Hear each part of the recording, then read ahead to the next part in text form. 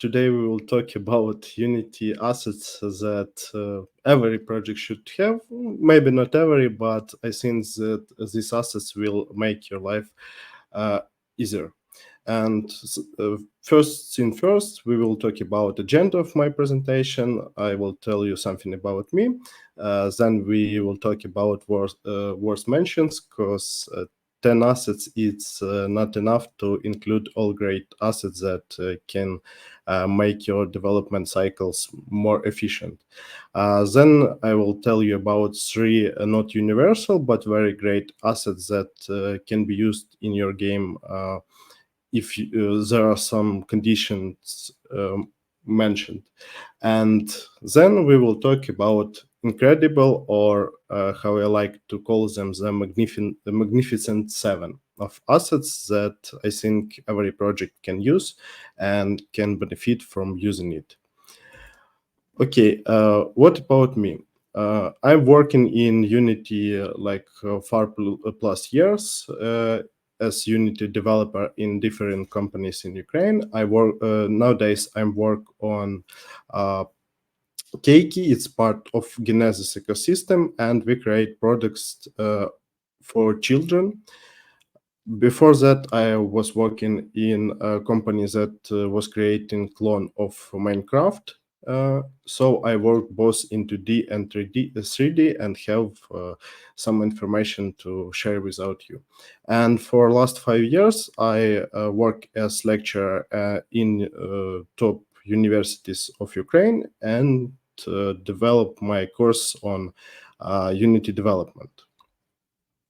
So, worth mentions. What assets can we add to our projects that are not very that not every project should use, but can be very handy. At the first place, we have addressables. I think it's the best approach to handle your project resources in Unity.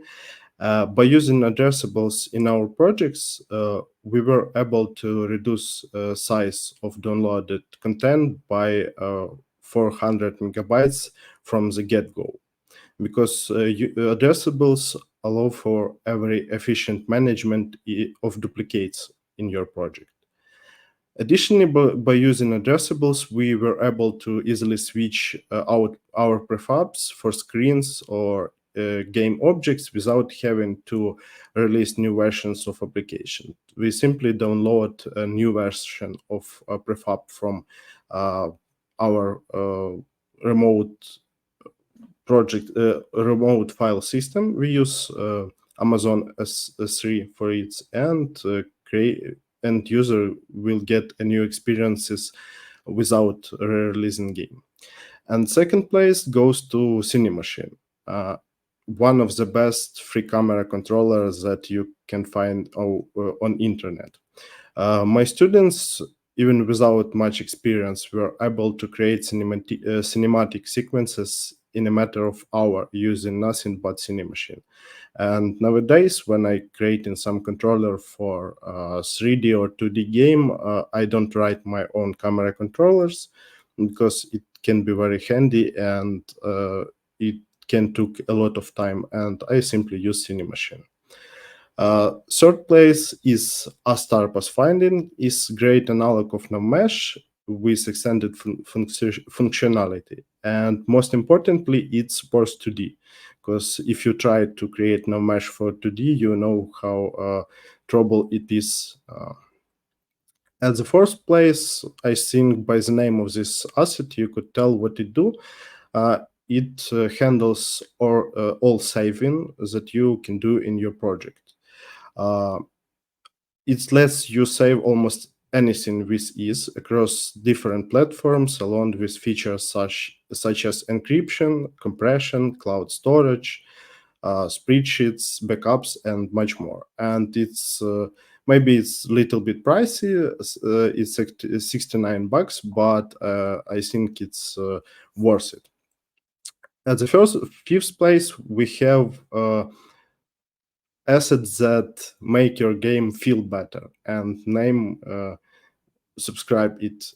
Assets consist of 130, as creator calls them, feedbacks. that let you easily trigger screen shakes, particles, physics, text, shaders, and many more to add some juice to your game and feel it more amusing to your customers. And sixth place, we have UI particle image. If you at least once tried to add particles to your UI, you know how frustrating it is. With this asset, you can forget about horror of using particles for UI, and you can use a lot of great features such as attractors, maskings, trials, and it's really simple to use with great documentation.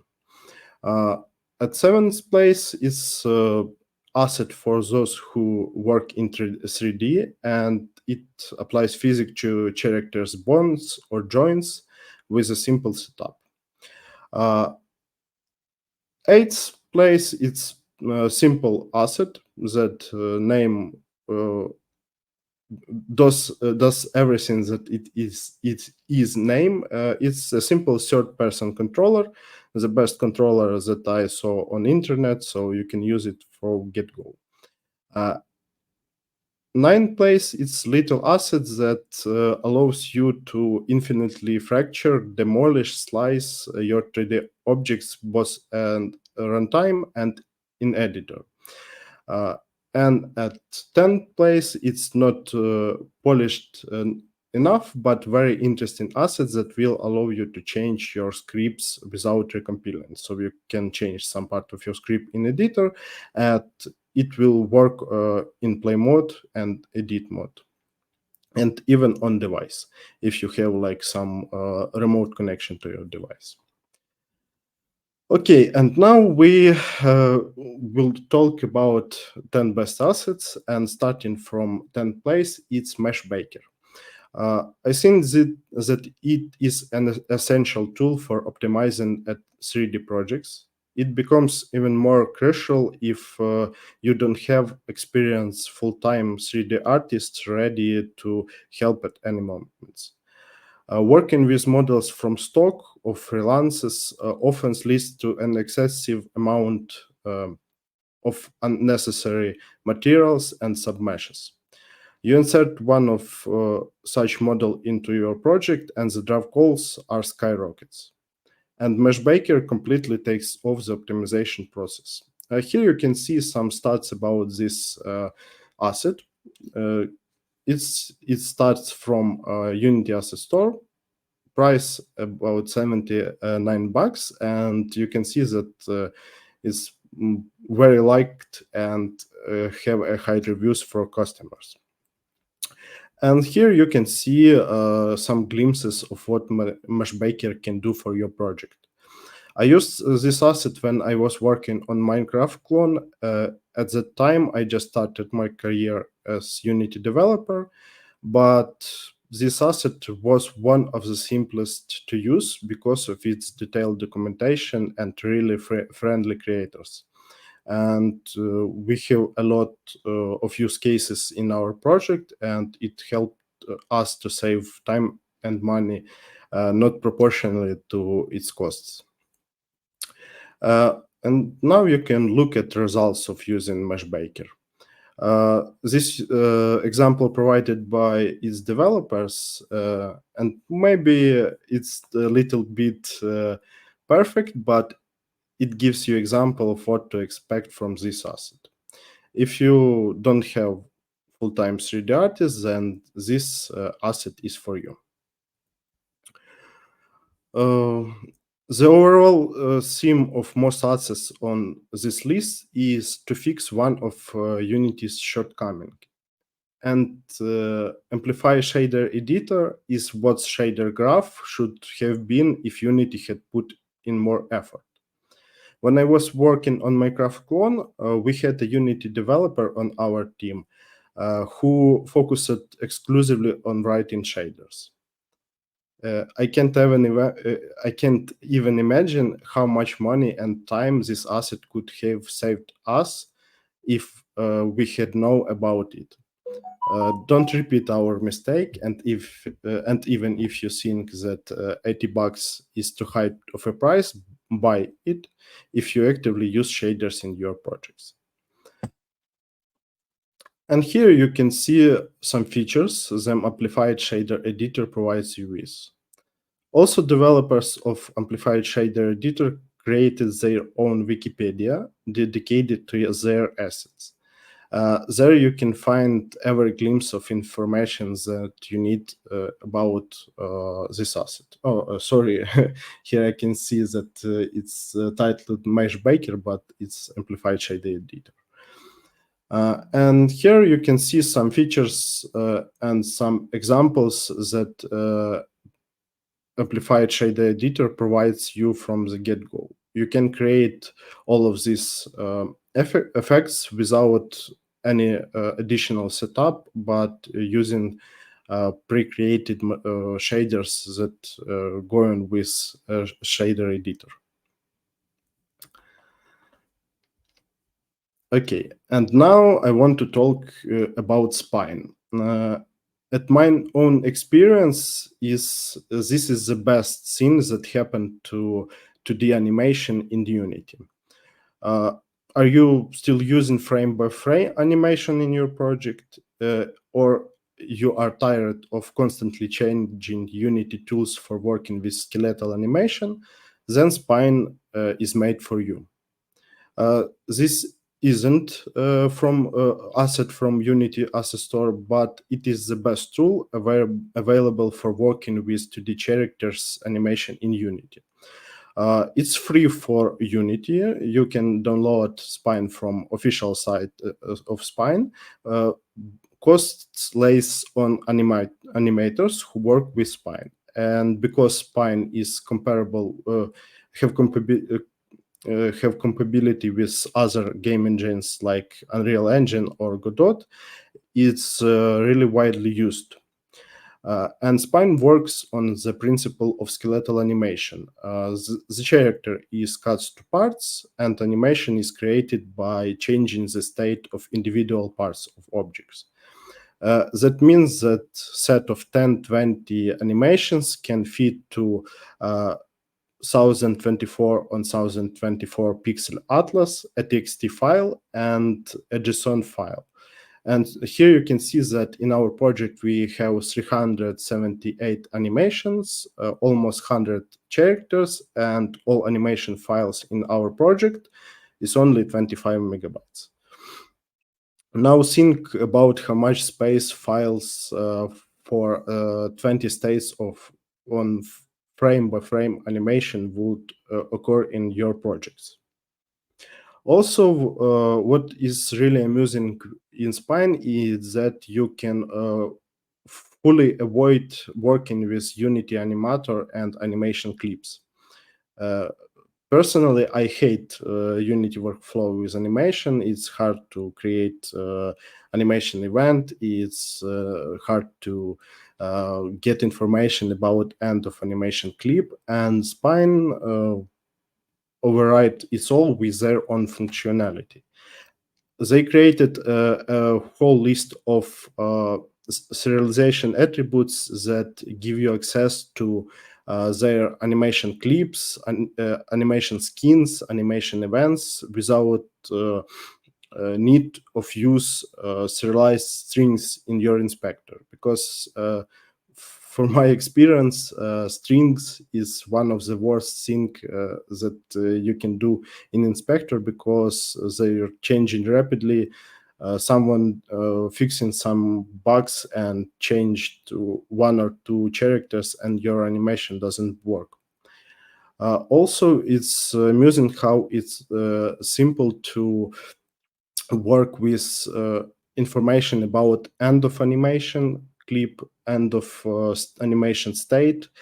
You can easily change time scale of animation with all events firing and in right time. Also, if you have great animator or just find one at freelance, you can tell him where do you want to get animation event feedback, and he will added to animation files.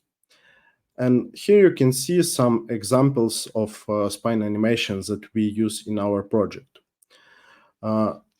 It's really simple to get started with Spine. It's really simple to create scripts for Spine. Also, Spine from get-go give you some async methods to run it asynchronously. So if you didn't know about Spine, try it. And if you really like Unity cycles to work with animation, you can use Spine with Unity Animator. And now we will talk about shapes. A little bit pricey, to be honest. It's asset with the highest price inside top 10. But it's really cool asset to draw almost anything in both 3D or 2D. If you're tired of using hundreds of square sprites with different angle roundness radius or hate using Unity line renderer, then this solution is for you.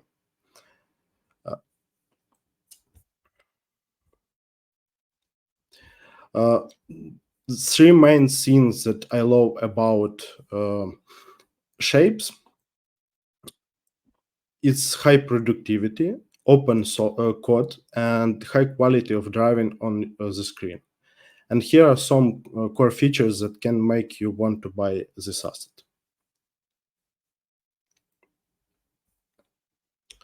In our project, we are using shapes to create tracing games. Letters, numbers, shapes, it doesn't matter. Shapes cover it's all. Also, one time I created tic-tac-toe game with smooth driving animation, only using shapes in like 6 hours.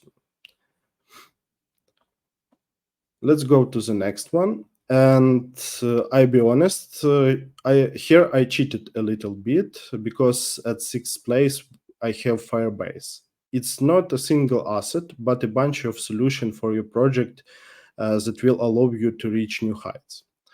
Firebase is solution mostly for mobile games, but with some simple modification, you can use it also for PC. For example, we integrated usage of Firebase from Unity Editor to make our development processes closer to user experience. And it's really simple. You just need to parse some information from a web service. In Keiki, we use all of these solutions except databases and authentication. And for example, app distribution is like best way to handle testing your games on iOS, because it's really simple to integrate with some virtual machines for build, for example, with Jenkins, and all our tests we run through app distribution. We create build, upload it to app distribution, and our QA engineers can download it and work with it. And what the most important thing that Firebase can do for you? To understand how users react to the features of your project, you can integrate the Firebase Analytic SDK, and by setting up event tracking from relevant parts of your code and monitoring them in the web console, you can gain valuable insights into user behavior. This will help you to identify where users may be dropping off within the application and how much time they spend on each game level or feature. Firebase Analytic is a powerful tool for gathering and analyzing user data to make informed decisions about your project. Pair it with remote config, and you have very efficient way to test user engagement. For example, here you can see a main screen of our game. And here we can completely change its look without re-releasing version or releasing new version. At this page, we can change images of these buttons. We can change text, size of buttons, count of buttons, order of buttons on this screen, and space between buttons. So we can make a new look for our main menu without releasing any version. Also, through remote configs, we control various aspects of our application, including localization, privacy policies, list of video content that we show to our users, the list of categories and levels in educational curriculum. You can see its learning plan, or the list and categories of games that we show to our users. So remote configuration provide a powerful way to adapt and customize your application based on your users' needs and preferences without requiring a new app release. After you integrated remote config to your project, you can use A/B testing to monitor how users will react to changes in your app. Workflow is very simple. First, you create a theory, for example, that look of your onboarding will affect its finish rate. Then you choose what percentage of users will be affected by experiment and divide them to two groups. First group will see first version of onboarding, and other will see second version. Then you gather metrics such as completion rate or maybe even user conversion. And on this screen, you can see that a difference in completion rate for two onboarding sequences. First sequence is 23%, and second is 58%, and it's big difference. And what if I say that the biggest difference in competition of our onboarding as a result of changing only one screen in sequence was about 6%? Okay, I see that someone mentioned this asset in chat already, and I doubt that many of you don't know about this asset, but if you don't use it, start immediately. DOTween is excellent solution for creating animation sequences in Unity. DOTween allows you to create component-based animation from code, combine them into sequences, receive callbacks upon completion, and run them asynchronously. It also supports the use of easing function. It's when you want to change some value depending of some not linear behavior. DOTween is really simple to use and have great documentation. Here I provided prices on free version, it's like $0, and on version that cost $15. But throughout my career, I never encountered a moment when functionality of free version wasn't enough to work with. If you take to account that you can change not only behavior of Unity components, but any given value in your code through DOTween methods. And at the next slide, you can see some little example of how we using DOTween in our project. All movement, all animation, appearing, disappearing of text, this all was done by using DOTween. And it's really simple and efficient way to do it. And I think all not relative to user drag movement, all movement that are not user dragged, on scaling, on color, or all color changes in our project, we handling with DOTween.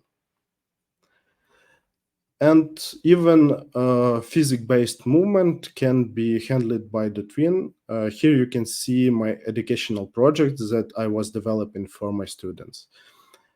And if you use spine plus DOTween plus particles, you can forget about Unity animator for good.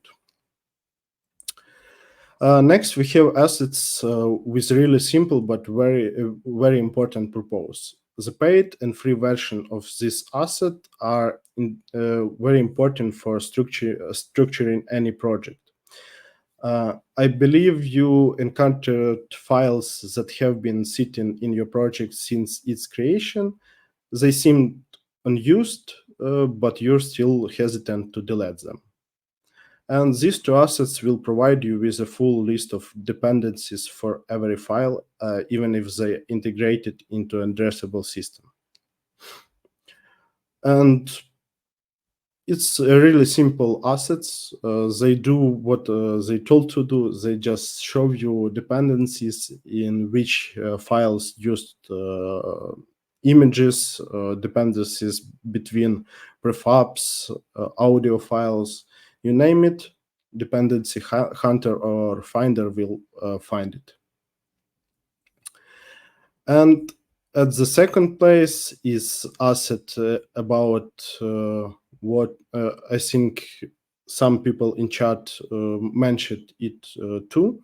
It's Odin Inspector. Feel the power of Scandinavian gods and understand what the Unity Inspector should be like. Odin is an entirely new way of working with Unity Inspector. First is the static inspector allows you to select and type and view all of its static members, properties, fields, and even methods are displayed with all their arguments. You can filter the output by member of a type. Also, a decent view of an inspector and the ability to assign their values through a reach. And Odin Inspector provides you with Odin Editor window and extension of the Unity Editor window that lets you forget about writing GUI code. A vast number of attributes for working with GUI elements will satisfy all of your needs. You can override the getTarget method and pass an instance of any type for display. It doesn't necessarily have to be serialized or even a Unity object. This allows you to serialize interfaces, abstract classes, and even a collection of such objects. And over 100 attributes that allow you to customize the inspector behavior. You don't need to inherit from anything, just tag the object with the necessary attribute and you go to go. And you can find the full list of attributes and well-written documentation of Odin. Odin provides a powerful set of tools to enhance and streamline the Unity Inspector, making it more efficient and flexible part of your development workflow. And here you can see some examples from Unity without Odin and example with Unity with Odin. Just look at the monstrosity at the left side. And it's like how Unity 2022 shows serialized properties in editor. Odin fixes this problem. Then you can see how Odin works with enums. Here you can see our system to handle audio enums. We created attribute and marks every enum that should be connected to audio clips. And now in storage, we can choose which type of enum to use. Also, Odin provides you with built-in search. So process of managing hundreds of audio enums is very comfortable. And here you can see a simple way to serialize interfaces in your project. The one thing that when I started working in Unity, I didn't even imagine that it is real. And the icing on the cake could be another asset that pairs well with the serializer, Odin Validator. It will help you detect and resolve issues with broken objects, missing references, and other cleaning-related problems in your project. Okay, it was only 7th. And now I want to talk about procedural UI. There are a few assets on Asset Store that provides you such solution. I chose procedural UI image from Josh Ash because we using it in our project in Keiki World. And I think that you know that when you create in UI, your designers can prepare solutions with a lot of different where buttons have different radius of corners, and there are a lot of different radius, and it leads to a lot of images in your project with difference that only your designers see. And procedural UI image allow you to forget about all of images with simple behaviors that you add into your project. With procedural UI, you can adjust radius of the border of image, adjust the width of the image border. You can smooth borders and so on. I think you know how many megabytes of space in your app this asset will free up for you. And here you can see how one of our screen of our new onboarding is created. At the left, you can see the whole screen. You know that text is Text Mesh Pro, so we clear them. And at the second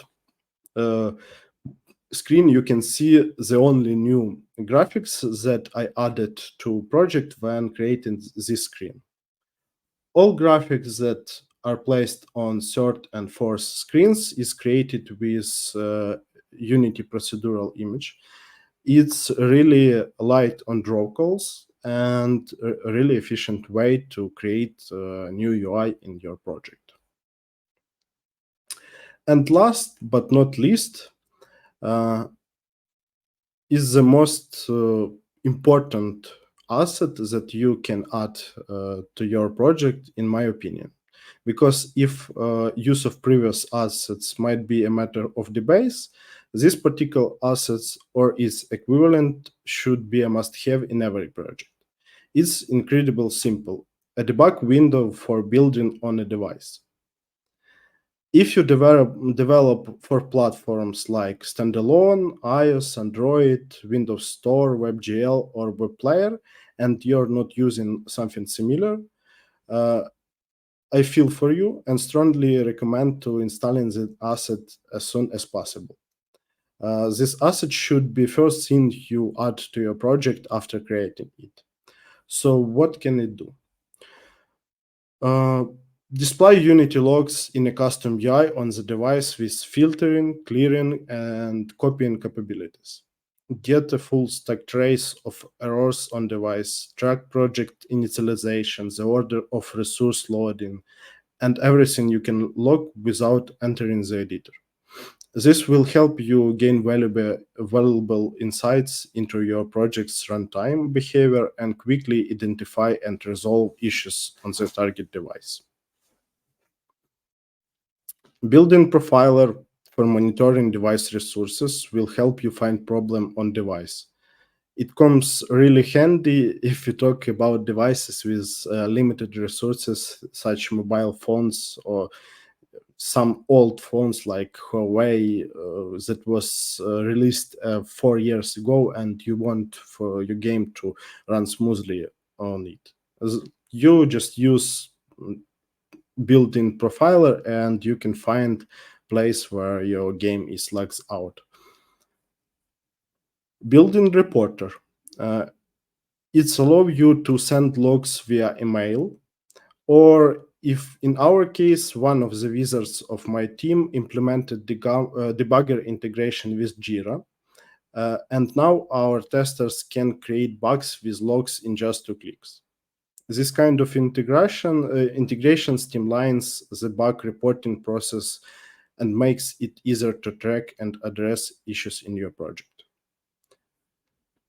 Open source of this asset allow you to embed your DevTools in the debug panel. Here you can see some DevTools that my team implemented. Changing localization and cleaning cache is most important tool for our QA engineers and makes their life much easier. There were the 10 most useful assets from my subjective point of view, but in reality, there are many more of them. Nowadays, before starting any project, I increasingly check if there an existing solution in the asset store. Water effects, I go to asset store. Realistic ropes, I go to the asset store. To deepest finding, asset store. The answer to the question, why do companies need you if there are so many ready-made solutions, is quite simple. A good specialist is not just someone who can build everything from scratch, but also someone who can prepare the most beneficial business solution in the shortest amount of time. So make full use of the asset store. It will help optimize your work and allow you to spend more time on more complex tasks. And if you scan this QR code, you will get access to my presentation if you want to. Thank you for your attention.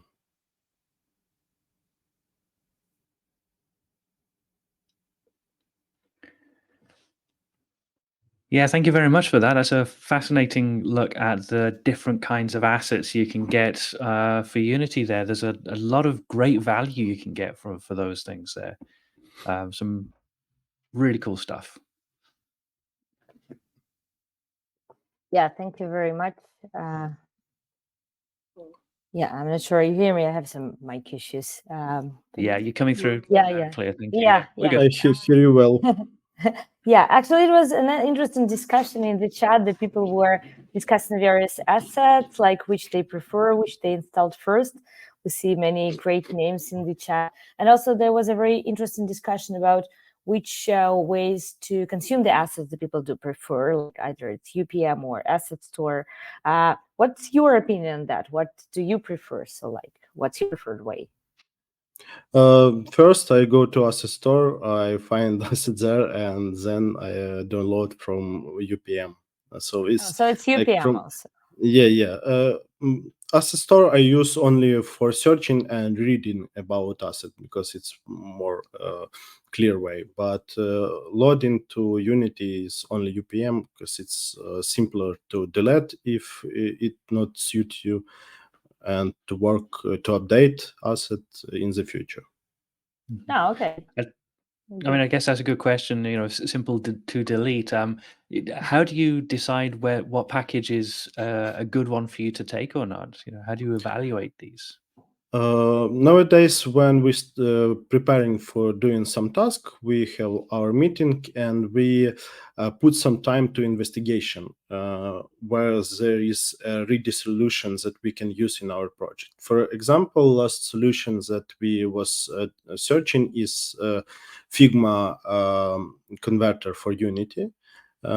It's just simple asset that will take your UI screen from Figma and create a ready build in Unity, ready prefab. I was searching it, I downloaded, I tried to build a screen with it, and like 2 or 4 hours, I understand that it's not the best way to build screens because it will allow you to efficiently build only some simple screens without runtime generating. And also it doesn't work well with procedural images. Nevertheless, that creator of assets says that it worked with them, but a lot of additional images were added with screen where I can see that I can create them with procedural images. So after that, we decided that we will not use Figma Creator. We return money for it from the asset store, because you have like 14 days to evaluate asset, and if asset not suits you, to return your money, and we move on. Yeah, cool. It was interesting to see the chat and a lot of overlap with assets that people are using and the assets that you're suggesting there. A couple of other popular ones. Just wondering, like sort of the dependency injection container type assets like Zenject and so on. What's your opinion of that? I did not added them to list because it's like the whole new way to work with Unity projects. For example, we use Xzenject in our project, not Zenject because it's not updated in a few years, but there are not all projects that need to use Zenject or Xzenject. For example, when I worked on Minecraft, we could not use Zenject because of it's really hard on your GPU, because it uses reflection to get some information to insert values, and when it's really important for your project to run on every device, and there are really heavy processes. For example, in Minecraft, it's really heavy game for your GPU, because of you can build and destroy almost anything. And we just could allow us to add Zenject to our project. Or if you're working with some hyper casual games where a cycle of creating that game is up to 2 weeks, I don't see any reasons to add Zenject to your project, because it's faster and simple to do it like straight away. Mm-hmm. Yeah, it is very interesting that it is something that would change the structure of your project kind of fundamentally, whereas some of the other packages there are more about how they can add into your existing workflow, I guess. Yep, that's the main reason. Mm-hmm, mm-hmm. That's a good one. Another question we've got is, why would you use some of these packages if there are already solutions from Unity? I think Spine's a good example there. If there's something that Unity provides, why would you want to use an asset from the asset store? With Spine, it's a very interesting situation, because Unity provided, I think, about 2 or 3 solutions for spine animation through last years. But when there is not one solution, they start to create one solution, they drop it, and they go to other solution. Mm-hmm. And it's hard to work with that kind of solution. Also, if you're speaking about Spine, it's a solution that is compatible with Unreal Engine, with Godot, and used in and have more use cases that Unity animation. So to find animator on freelance or to find animator in your team, it's really easier to find spine animators than technical artists that will create animation in Unity, because no one want to work with solutions that is very limited. Mm-hmm. And similar cases can be applied to almost any solutions that works outside the Unity, and also for a solution from asset store that Unity provide an alternative. As I said, the main theme of this list is to recover Unity shortcomings. Many of products that Unity provide for us is not really perfect. So you can remember Text Mesh Pro. When Unity started, they have their own text, and it was dreadful. And that guys created Text Mesh Pro, and nowadays Unity, I think, even deleted or put their old text to duplicated section and use only Text Mesh Pro. Mm-hmm. Mm-hmm. Very good. Well, thank you very much for a great overview of some fantastic looking assets there. It's great that there is such a thriving community and ecosystem of assets and plugins which can provide such great value, to be honest. Yeah, thank you very much. That was very interesting. Thank you too. Have a nice day and interesting discussions. Yeah, thank you. Thank you. Thank you. Yeah, Goodbye. nice.